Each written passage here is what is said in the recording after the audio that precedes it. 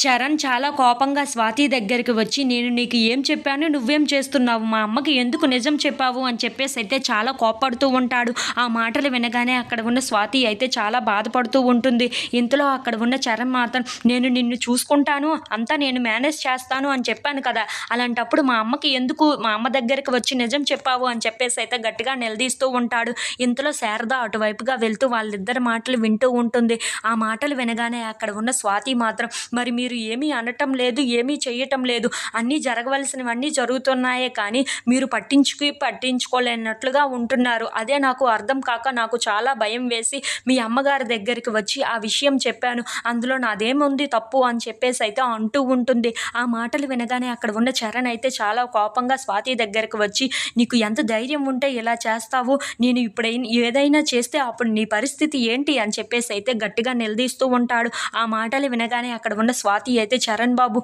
మీ మీ మాటల్లో అన్నింటిలో ఏదో తేడా కనిపిస్తుంది నాకు. అందుకే నేను ఇదంతా చెయ్యవలసి వస్తుంది. నన్ను అన్యాయం చేసేస్తే నేను ఎలా ఊరుకోగలను చెప్పండి. మీరు అందుకే మీ అమ్మకి చెప్పాల్సి వచ్చింది. ఏదైనా జరగరానిది జరిగితే అప్పుడు నా పరిస్థితి ఏంటి?" అని చెప్పేసైతే చాలా బాధపడుతూ ఏడుస్తూ ఉంటుంది. ఇంతలో అక్కడ ఉన్న శారద అయితే వాళ్ళిద్దరూ మాటలు విని ఒక్కసారిగా షాక్ అయిపోతూ ఉంటుంది. ఇంతలో అక్కడ ఉన్న చరణ్ స్వాతి దగ్గరికి వెళ్ళి చాలా కోపంగా తనని బెదిరిస్తూ ఉంటాడు. ఇంతలో అక్కడ ఉన్న శారద బయటికి వస్తూ ఉంటుంది. అది చూసి అక్కడ ఉన్న చరణ్, స్వాతి వాళ్ళు అయితే ఒక్కసారిగా షాక్ అయిపోతూ ఉంటారు. ఏంటి ఇప్పుడు ఇక్కడ జరిగిందంతా చూసేసిందా ఏంటా అని చెప్పేసి అయితే చరణ్ చాలా టెన్షన్ పడిపోతూ ఉంటాడు.